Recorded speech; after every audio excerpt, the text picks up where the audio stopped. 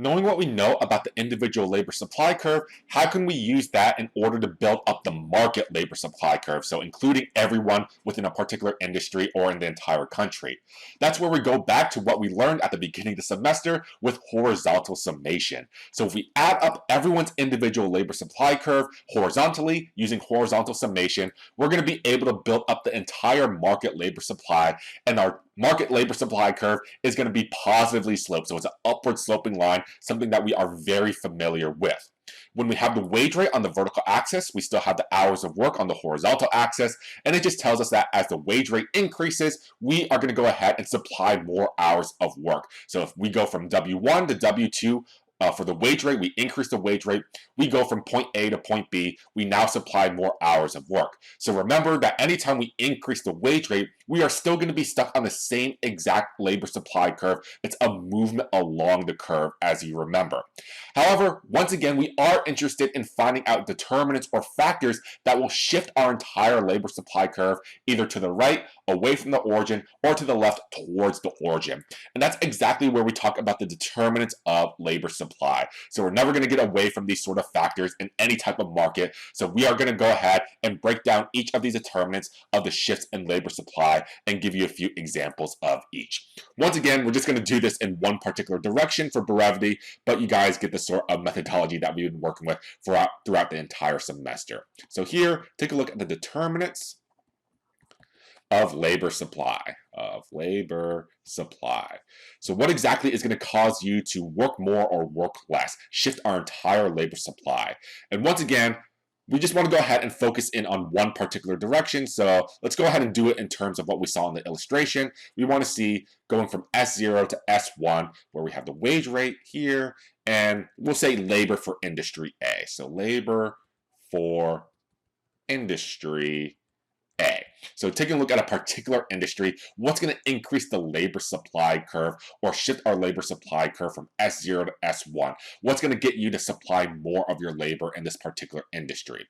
So once again, we focus in on increases in labor supply.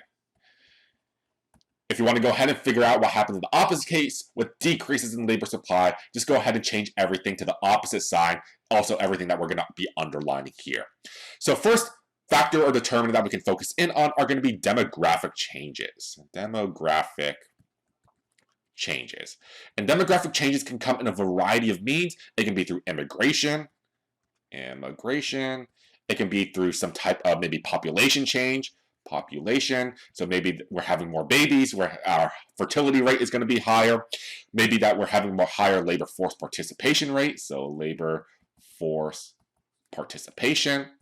So who exactly is making up our labor force? So obviously, if we have any increases or positive changes to our demographic changes, increases here, this is going to lead to even more labor supply for this particular industry. So if we have more immigration, that means we just have more people to work in this industry. If we have a higher population, if we have a better fertility rate, same idea. And we have a greater labor force participation. So maybe there's more younger people in the labor force, maybe there's more women in the labor force, they're participating more. That's all going to increase the labor supply for this particular industry and any industry generally. Next, we take a look at the non-wage aspects of jobs. Non-wage aspects of jobs.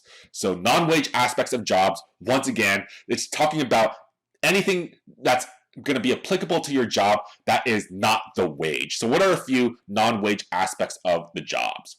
They can be things like benefits. They can be things like the pleasantness of the job. We can talk about the satisfaction that you get from working at the job. Satisfaction. Maybe the status of your job. Status of job. Do you have a lot of job security? That type of thing. So maybe safety as well. Safety. So what has to happen to all of these things right here? Your benefits, pleasantness, satisfaction, status of the job, safety, in order for you to want to work more in industry A. Once again, fairly intuitive. You want to have increases in the non-wage aspects of your jobs. So the benefits can be retirement benefits. It can have more health benefits. If industry A offers better benefits or more benefits in this realm, you want to go ahead and work more. It incentivizes you to work for this particular industry. If the job is very pleasant, if you get a lot of satisfaction doing the job, there's a lot of safety, there's a lot of status, there's a lot of security there, you want to go ahead and work for this industry. And we see this in a lot of industries as well. So take the airline industry, for example. Why do so many people want to be airline stewardesses and stewards? One of this is going to be the benefits. So if you are a steward or a stewardess in a particular airline, they typically will give you free flights for you and your family, given a few conditions. And that's just exactly one of the benefits that you get for working in this particular industry. And that's why the labor supply for this particular industry, for the airline industry, is rather high. Next, we take a look at wages in alternative jobs. So wages and alternative jobs. So this is just taking a look at what are the wage rates going to be in other jobs. So maybe industry B, industry C, or anything just not in industry A. What has to happen to the wages in alternative jobs or in alternative industries for you to want to go ahead and work more in industry A? That means there has to be a tanking or decreases in wages for alternative jobs. So if the wage rate in industry B goes down, that's not going to be very sort of incentivizing you to work in that industry anymore. It basically says, hey, my buying power has gone down. I'm working a lot of hours, but not getting a lot of money. So therefore, you want to go ahead and find an industry that pays a relatively high wage, and that's exactly where industry A is going to be. So if wages in other industries or jobs go down, you want to go ahead and go find another job, and that's exactly why we have an increase in labor supply here. And then finally here, we take a look at non-wage income. So non-wage income. And non-wage income, once again, this is all the wages that you receive not working at your job. So changes in income from sources other than working. So we'll give you that idea right here. So changes in income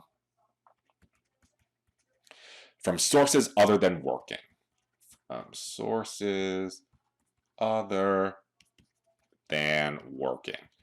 So the vast majority of us get our wages from the job that we currently work at, but there are other sources where we can generate some type of income. It can be maybe some type of interest from stocks or bonds that we own. It can be some type of rental income. So if we Airbnb or we own a place and we rent it out to someone else, it can be some type of residual income. And this is all examples of non-wage income. So what has to happen to our non-wage income for us to go ahead and work more in this particular industry? We need to go ahead and have decreases in these non-wage income. So if we get less interest income, if we get less rental income or less residual income, that just tells us that we need to make that up somehow, and we need to make it up by working more at our current job. And that's exactly where we go ahead and supply more of our labor, work more hours in industry A. So demographic changes, non-wage aspects of a job, wages in alternative jobs, and non-wage income. These are all determinants of exactly how the entire labor supply curve is going to be shifted. So we go from S0 to S1. So just to go ahead and wrap up this particular section right here, go ahead and take a look at this very short video from Futurama, and you explain to me exactly where that's going to be falling in one of these particular determinants. Sure, what the heck? I hereby promote you to Executive Delivery Boy. Executive? It's a meaningless title, but it helps insecure people feel better about themselves. I feel better about myself. So which determinant do you think that's going to hit on a little bit more? That's exactly where we hit on this non-wage aspect of the job. We hit on the status of a job as we sort of written down right here. If you just put executive in front of one of your titles, you feel better about yourself, and you probably want to go ahead and work more at that job. So here we have a shift of the entire supply curve from S0 to S1. Once again, if you want to see exactly what happens in the opposite case, just change everything to the opposite sign, and we could be going from S1 to S0. We'd be shifting our supply curve towards the origin instead.